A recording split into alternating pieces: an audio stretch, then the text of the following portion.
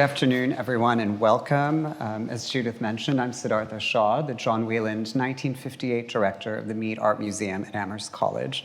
And I am delighted to be in this glorious room during TAFE in New York City. And I'm delighted to introduce our guest today. First is Tracy Glab. Tracy became the executive director of the Flint Institute of Arts in July of 2022. She is a native Detroiter, and in her 23-year museum career, she has served as an educator, editor, exhibition coordinator, and most recently a curator for 13 years. Dr. Monica Ramirez Montagut is director for the Parrish Art Museum in Watermill, New York, and has previously been director of the Broad Art Museum at Michigan State and the Newcomb Art Museum of Tulane University.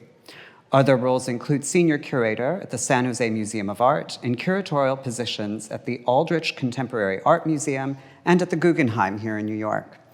In 2020, she joined the Board of Trustees of the U.S. International Council for Museums and was appointed by President Biden in 2022 to the board of the Institute of Museum and Library Sciences Services. And Michelle Yoon Maplethorpe is executive director of the Katona Museum of Art. She is a widely published author and frequent lecturer on modern and contemporary art. So thank you all for joining me today.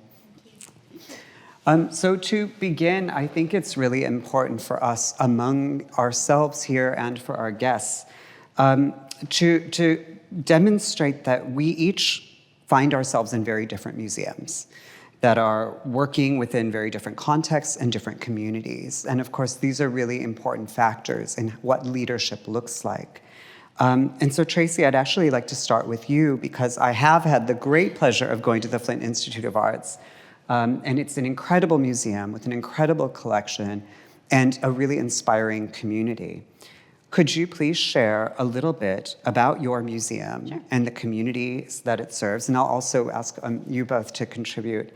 And how does your specific community inform your approach to leadership?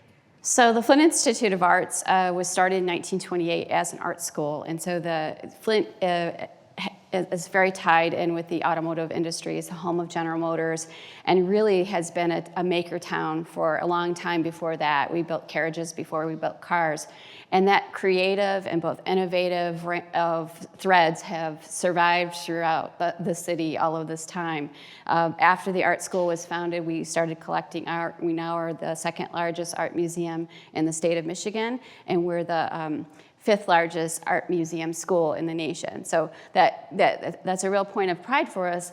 However, you know, our community, as you pointed out, has suffered a lot of things. Man-made environmental disasters such as the water crisis, the loss of jobs from 80,000 jobs to 8,000 jobs when General Motors closed down most of its plants in the city of Flint, had a big impact on the city. And of course, as all of us, the pandemic also had quite an impact on our community. So I think for me, going into that leadership role, I really was thinking about that the community had been through a lot. We had all been through a lot, but especially Flint. And I wanted to see what the art museum and our school could do to help heal wounds as well as pave the way toward the future. Yeah, great. And do either of you have something you'd like to share? Well, I'll go next. Thank you. First of all, thank you, Judith, for such a thoughtful and mindful acknowledgement and introduction. I learned a lot from what you just did, so thank you for that. And thank you for having me in this amazing panel. I'm delighted to be with the two colleagues of which museums and tenures I'm aware of, so I'm delighted to be here. A little bit of the history of the parish. This is our 125th anniversary this year. So we are a very old museum, and for example, one of our education programs is 70 years old. And a lot of the museums that we have here in New York City are not even 70 years old. So that's kind of like the legacy that we carry at the parish. But interestingly enough, we're perceived as a museum that's in the Hamptons and that serves this kind of like affluent, seasonal community. And while it is true for the summer, it is not true for the rest of the year. So what we have actually are our 5 school districts, public school districts, for example, all of them have a majority of non-English speaker students. We have a large community of Hispanic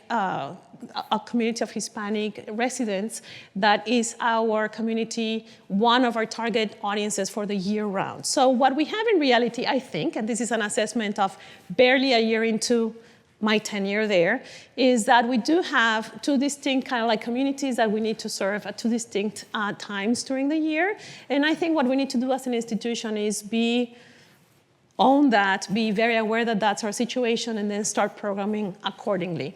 In my tenure as museum director in two other museums, this is my third museum, what I see is that we do have to do analysis of who are our communities, what's the role we play for those communities, and for each communities we mean something different. And be very aware of that before we actually start trying to deepen those relationships and deepen that service that we have for our community. So, and I think I come from an architectural background. I am trained as an architect, not as an art historian. And the first thing that architects are taught to do is analyze your community before you come and you plop your building there. And I feel similarly before coming in with a new tenure, really assessing, what are our strengths, but what are our communities and what resonates with them so that we can be relevant to them all. And I also just want to acknowledge that I believe the three of us are in our positions less than a year. So I think that in the framework of talking about curators that want to eventually become museum directors, this is as fresh as it gets. I think that maybe 2 or 3 years from now, you will hear something different from us. But I think this is an important moment because this is where we actually find those, before things become normal, I think this is a good time for us to have this conversation. So thank you so much. Yeah. Thank you. Well, I'd also like to thank Judith and AAMC and TAFAF for hosting us this afternoon. It's such a pleasure to be with such esteemed colleagues and to be with all of you today. Thank you for joining us. I came to the Katonah Museum of Art from over 25 years in New York City, and so just thinking about communities is very much on my mind. For those of you who are not familiar with the Katonah Museum of Art, it was founded in 1954 by an intrepid group of women who were fearless and just really so passionate about bringing the highest level of art and culture to their community, and that continues to this day. And as somebody coming from an all-women's college background, that was very appealing to me, and I really loved that legacy that I was helping to carry forward. I do think that, to your point, Monica, it is so important as a new director to really take time to get to know the community, to understand what the interests are, because I think your board is bringing you in to bring something new and to augment what the museum already is, its identity. But I do think that it's very important. I think a lot of new directors come in, they have so many great ideas and how they want to innovate. But you can have whatever fantastic ideas that you would like, but if it's not going to resonate with your community, then it doesn't make a difference. So I think that really knowing your roots and the history and the foundation and the mission and how you can support that and raise it and broaden it is the most important to think about when you're first coming in. Great, thank you. And I mean, listening to each of you, I'm thinking about myself, about the Mead, which could be, it's so different from each of your institutions. It's a college art museum at a small liberal arts college in Massachusetts. And you would think that you are very clear in who your audience is, because you have a built-in audience in a ways. But Monica, what you said about having two audiences also really resonates, because while the Mead has prioritized the students and the faculty of Amherst College, we know that art museums are really for the people. We must make them for the people. So the two audiences I'm dealing with, like trying to figure out, is how to balance the commitment to the educational mission of the college that I work at, as well as the civic responsibility of the museum. So to attend to those different audiences in a holistic and integrated way. But I think that this is also signaling the changing landscape of museums. I mean, so much has changed in a relatively short period of time. I'll mention calls for decolonization, restitution, and repatriation.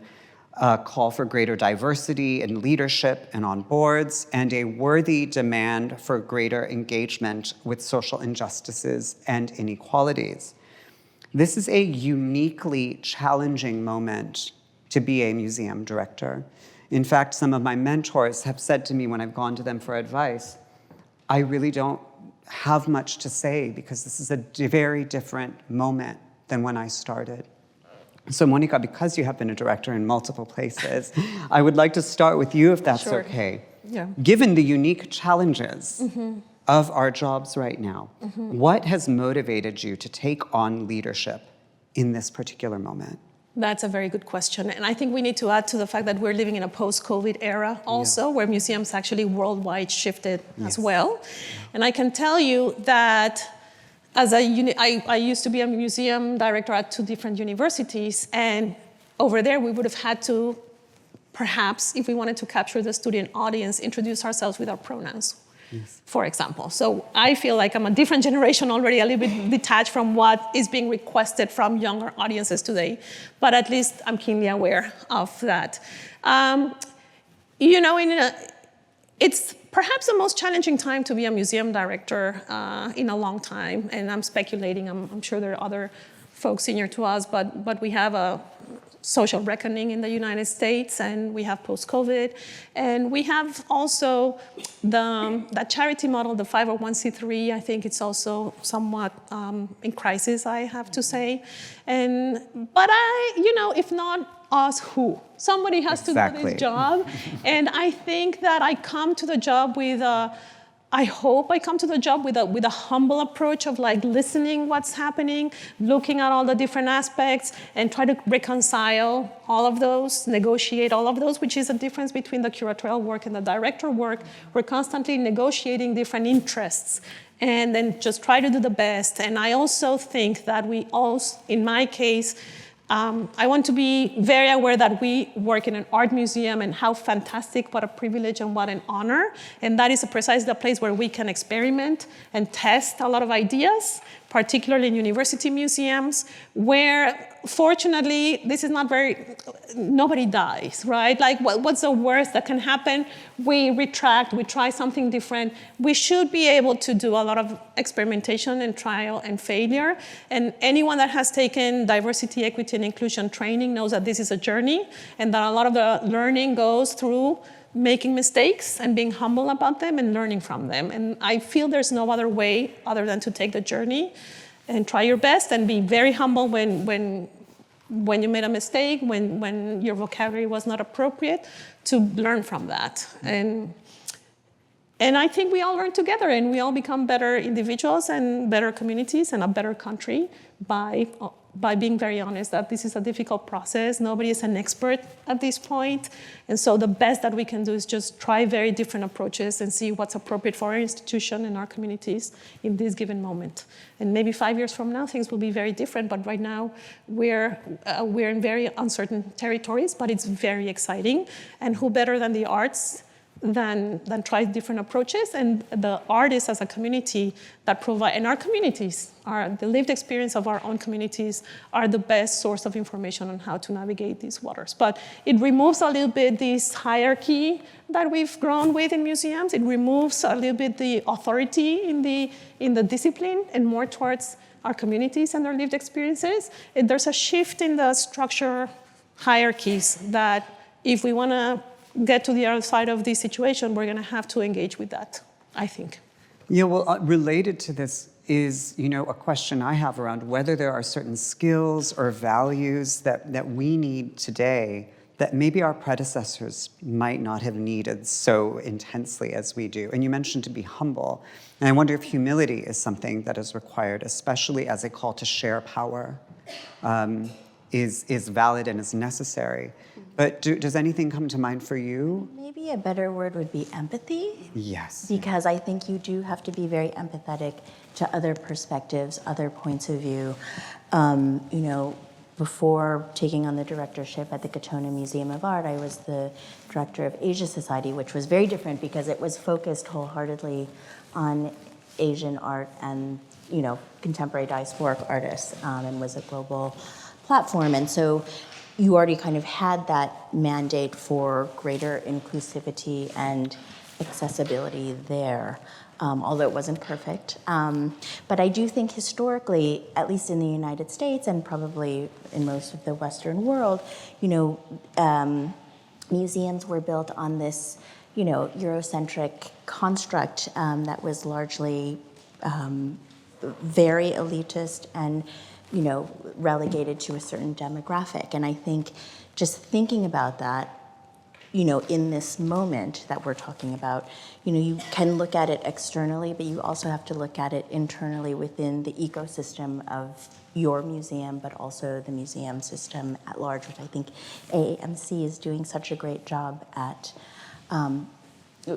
shifting in important ways. But, thinking programmatically, thinking about the narrative. I mean, especially if you have a permanent collection, thinking about how your collection has been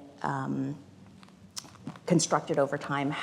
What are the missing, gaps that you can fill to have a more holistic perspective?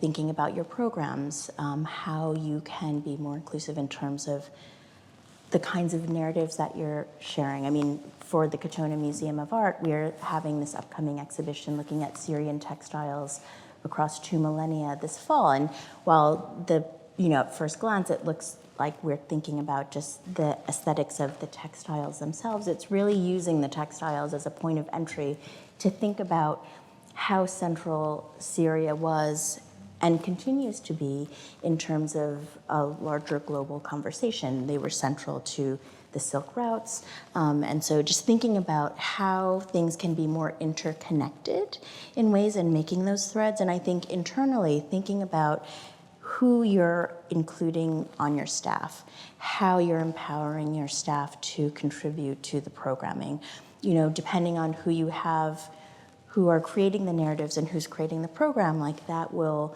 then have an external, reverberation. So being very mindful about how you're composing your staff and making sure that you're having greater representation.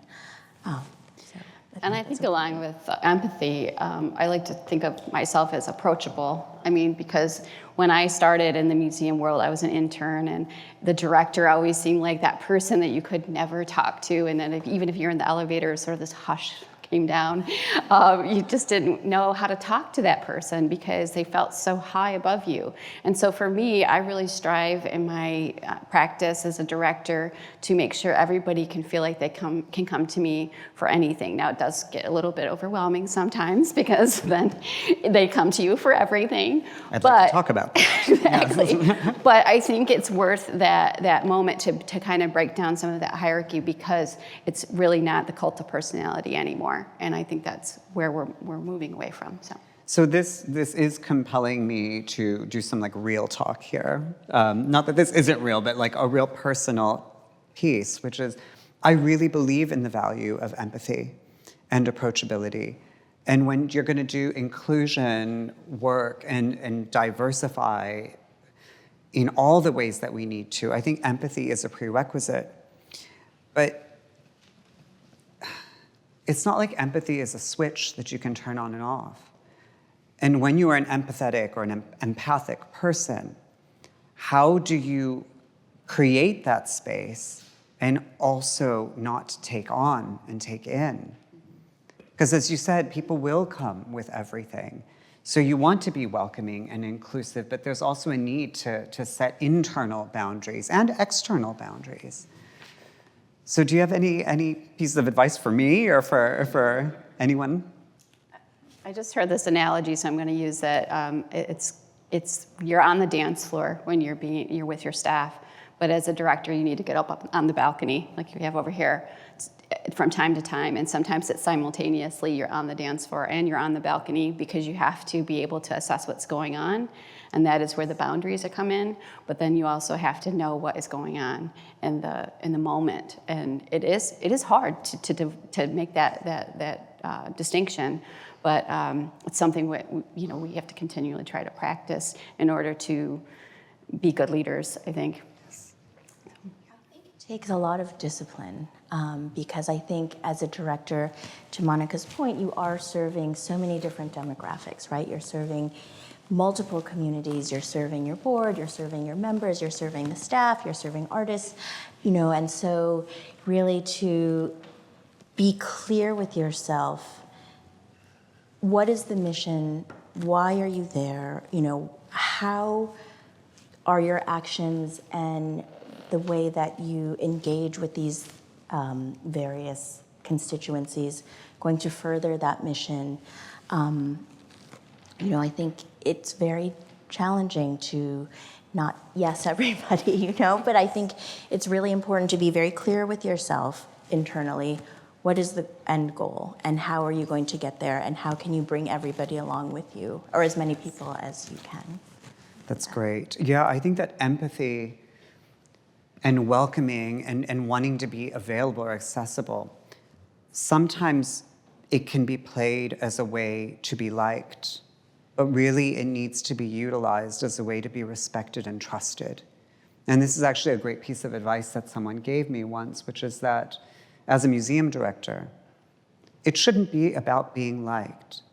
But if you are respected and trusted, even when someone disagrees with the decision that you have made, you've retained their respect and their trust. And that's more important. It's like a healthier relationship with empathy and being available. I think that's very true. I think being a really good listener. I was in a committee meeting yesterday, in fact, and while we didn't agree on everything, one of the committee members said, what I appreciate, Michelle, is that you always listen and you hear our feedback or you hear our desires. And so, I think that when people feel, again, that you're really engaging with them and you are being a real listener, even if that you disagree, as you say, then people really feel heard and they feel respected, and so that makes a big difference. Great. So it will come as no surprise, hopefully, but we don't really look the same as most directors did not so long ago. There are more women directors, people of color, openly queer individuals leading today's museums. I'd like to hear from any of you about what your experience has been having the top job in a sector that has not always welcomed us. Are there responses or reactions you've heard or experienced that show you how far we've come, or perhaps how far we still have to go? I will say I'm really grateful for all of the women that came before me and are still in those roles long-term, that have made it easier for me to even see myself applying for a job like this. So I'm really grateful. So I feel like we have come a long way in that sense. I think the last Mellon survey was 66% women leadership right now in museums. So I feel like we've come a long way, but we still have 75% women leadership in intellectual positions within the museum, like curators. So there's still ways to go, but yeah, I feel really grateful. And I in terms of like where I feel we haven't gone far enough is when I've felt kind of a questioning or a comment about a decision I made that really felt like it wouldn't have happened. They wouldn't have questioned it if I was a man. So yeah, I feel those kind of microaggressions sometimes, but I am overall grateful of where we've come. So. Yeah, likewise, very grateful that we have now the channels and the pipelines to get to where we are.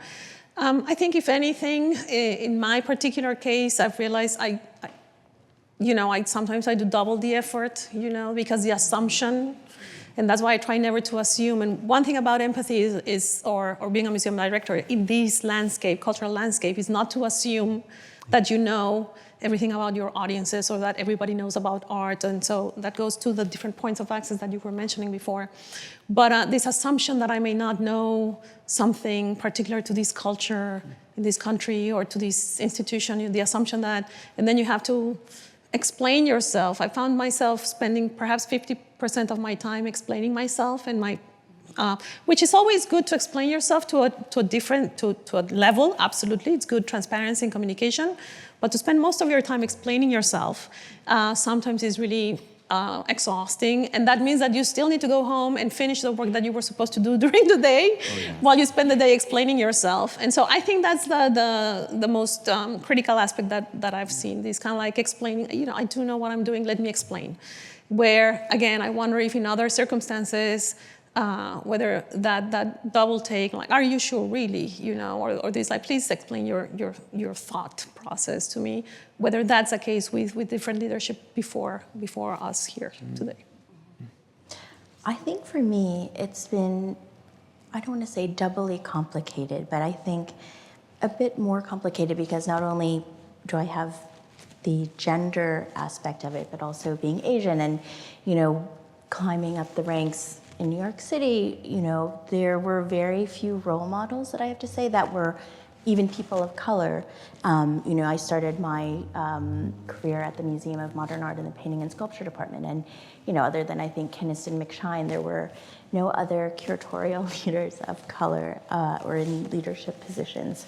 And I would say other than, Vishaka Desai at the Asia Society or maybe Lowry Sims at the Studio Museum, which were very kind of specific. They had, institutions with specific agendas that, lent themselves to directors of color. It was quite a very homogeneous landscape. And I feel so gratified that it's a much broader playing field now. And I do think that agency is so important for those who are rising up. And so I feel a great responsibility to help to represent and to mentor younger professionals. I do think that sometimes I find it a little frustrating. I probably look younger than I am. And so people probably don't take me as seriously or think that I have as much experience or expertise than I do. And so I think that sometimes gets a little bit difficult. I can relate to that as well.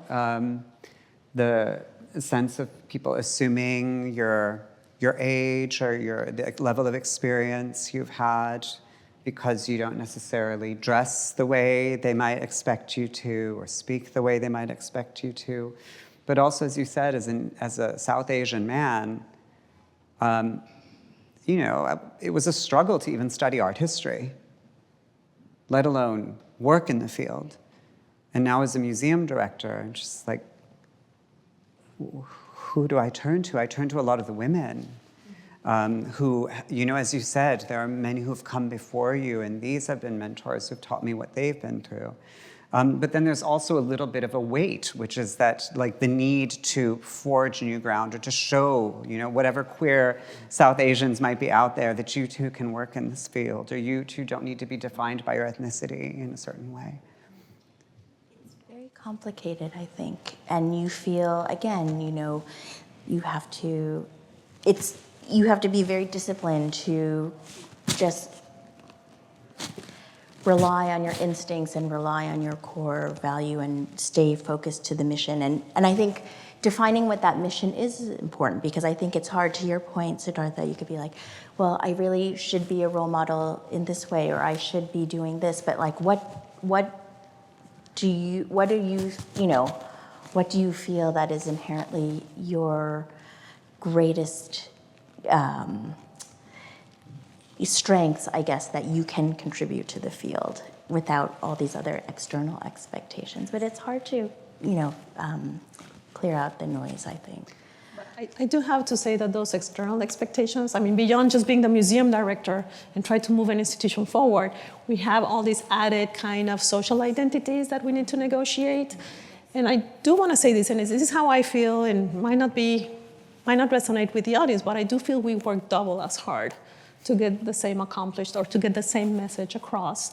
And that is something that is required of us here in this stage that may have not been the case or may still not be the case for other museum directors. I agree. The comment that you made, Monica, really resonated with me, that you had to work doubly hard, because I feel like I have to make sure that I know over prepare and like that you are, whatever question that anybody will shoot at you, then you can answer it with, clarity and accuracy and, without saying, I'll get back to you, Yes. So I do feel that there is that external, additional pressure often to perform. And we do represent communities, whether we have requested it in that single moment or not. So on top of being the museum director, in my case, grappling with a different language all the time, I am representing the Latino community, whether it's expected, whether I want it or not, right? So this awareness that you're always working because you're always representing your institution and your particular community means that you have to behave properly and the whole time as much as possible, and you're in this performative mode 24/7, which is something that I don't mind because I love the work that I do, and it's completely worth it to be able to direct the museum and be able to serve the audiences. And when you see someone walk in and be transformed by something you played a part, that's totally worth it. So I'm not complaining, but it is a reality that when we walk down the street, people will stop us, people will let us know that the food in the cafe is this, or the font is too small, and you're in the supermarket and you're having these business meetings. So just letting you know, the future curator, future museum directors, this is an expectation of the job. And in our case also, in my case, I'm representing the Hispanic Latino community, together with the parish, together with my colleagues, and so we are constantly aware of our performativity, I think, and that gets to the point where we are sometimes exhausted. Yes. And the one advice I have for you, and my board members and my museum colleagues are here, I take sick days here and there. Mm-hmm. If I feel fully exhausted, I just take a sick day, and I take a sick day, and I take time for myself.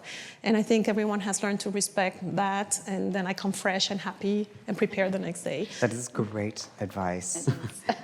That's what I do. It's great advice. And you also, you reminded me of this inner, it's been a quote that I've tried to live. And it may come across as harsh, but it's not intended to. I'm not here to prove myself to anybody. I'm here to do my job. But when you feel as if you have to prove yourself, which is over-explain a decision you've made or justify, it can be very, very exhausting, and it can be grating personally, because then you are having to prove yourself in a way, when it would be wonderful if the efforts, the fruits of our efforts could speak for the work itself, and the integrity that we bring to our jobs. I do have to say I hear you, because I was the one that brought up but I have realized that sometimes it is necessary, particularly if we feel like we're mentoring, yes, some of our colleagues. And so sometimes I realize, listen, that took me 3 minutes, but everybody understands now why, and we're all on the same page, and that was totally worth it. So there's a balance there. Absolutely. Also, and there's a lot of advantages and a lot of having a healthy working environment when you share some of that thought process with colleagues.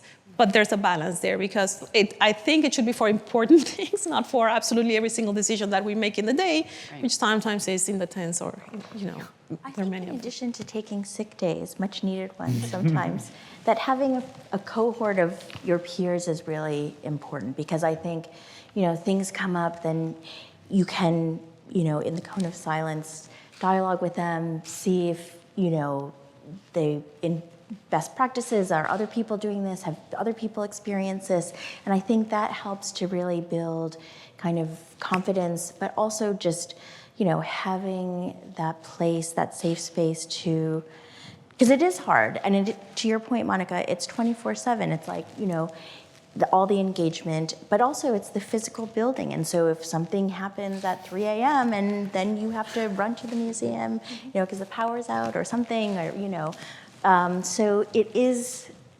all-consuming and all-encompassing, and so I think having that, again, opportunity to just kind of decompress with colleagues who are going through the same thing and just kind of working together to hash it out and to think it through is really helpful for me. Absolutely, which is why the Association of Museum Curators is so important. There's other associations like the Art Museum, the directors, the AAMD, the AAM.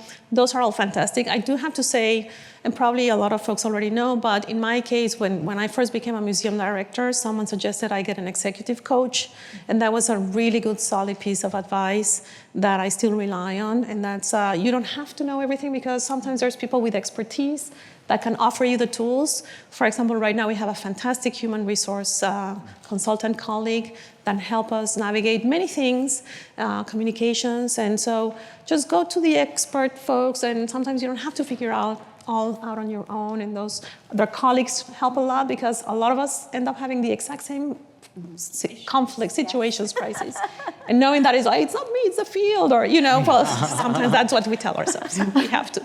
But there's several tools, colleagues, executive coaches, consultants that can help us navigate a lot of these. So for all of the curators in the room that feel like they want to be a museum director, there are resources we can ask for help. And certainly with colleagues, they will extend the hand. And that's very helpful and very healing to have those networks. Yeah. Certainly.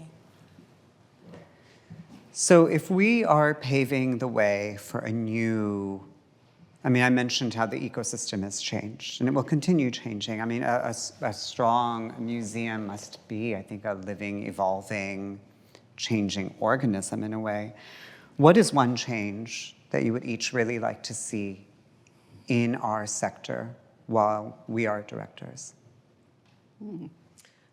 Well, I personally, and it may not be popular, but I want to be very candid because that's what we're here to do. Yeah. In the past, I've heard a lot about the integrity of the artwork.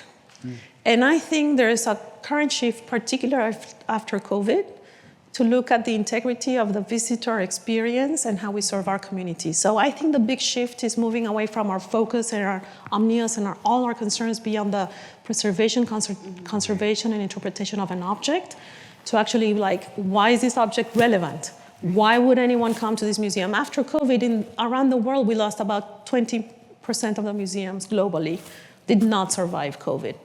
And so I think the world after COVID is museums remain relevant. They were relevant during COVID. We were a source of healing, of comfort, not suffice, but of comfort for a lot of people. And we realized that the humanities are incredibly relevant to get us through our crisis in our integral human condition. So I think that to say that I think the shift is now on making sure that we are serving our communities, and that the quality of the programs that we do, the academic approach, the scholarly approach, the object of which that we unpack with expertise, I think we somewhat are giving that for granted. That's what we do. But what have we not been doing well? Or where we can, let me put in a positive spin, where can we excel to be relevant is in the visitor experience. And that speaks to acknowledging we have different audiences. And you brought up different points of access. Mm-hmm. It's what will a senior person come and see and expect physically from this exhibition? What would a family want to see?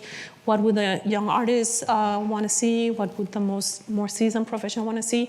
Do we have enough points of access for this magnificent artwork? And I think in the past we've been acting you need to get up to speed before you come to this museum, and I think that has not served us well. And I think that's a serious shift that I'm seeing in the art world, and for which we are again starting to open roads and just come to terms with that. It's a big shift. Yes. And many of us may not feel comfortable with that. I think you've put your finger on a complexity that so many museums have been grappling with probably even before COVID, that this idea of cultural entertainment, right? And so that museums, as funding and support, especially corporate support has been drying up, boards are demanding that you have blockbusters, and they want to see the revenue and they want to see the metrics to justify why you're doing an exhibition. The scholarship is not enough anymore. And so then you're competing with,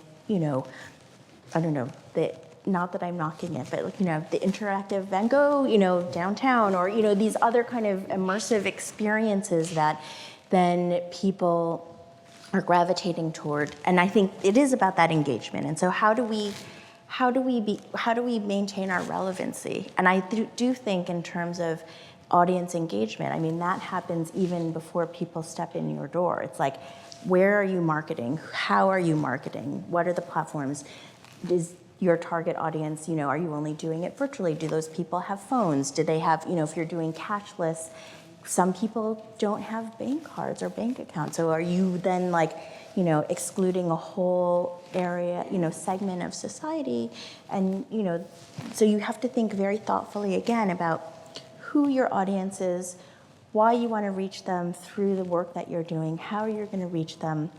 Are you thinking, being open to all different ways, like in terms of language too, or, accessibility for people who are hearing impaired, or, any kind of thing, or sight impaired.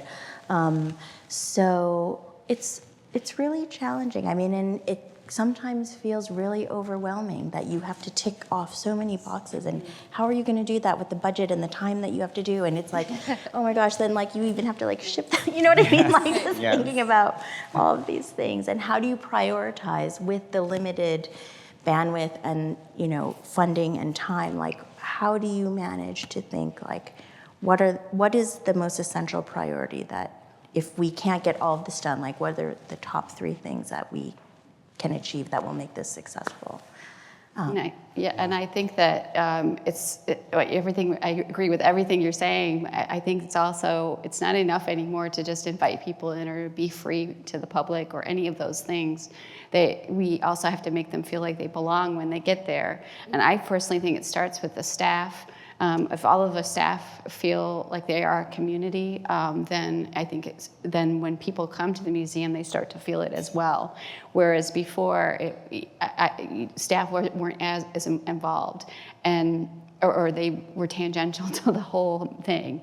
And I think we really should start there. And in terms of the object and the museum, I mean, I'm totally on board with having this idea of museums without walls, where we have more outreach into the community. But I think we've been doing that. I mean, I started off in the education department, and they were already doing these things 20 years ago. But I think it just has to be institutional now, rather than just one part of the museum. That it's all of us doing it, and sort of understanding the reason why. And I think the only way we can get there is through collaboration and kind of and having curators and educators and registrars, all of them talking together about how we do this in a way that is responsible to the future of the collection, obviously, but also let's not be so rigid on some things and that have been.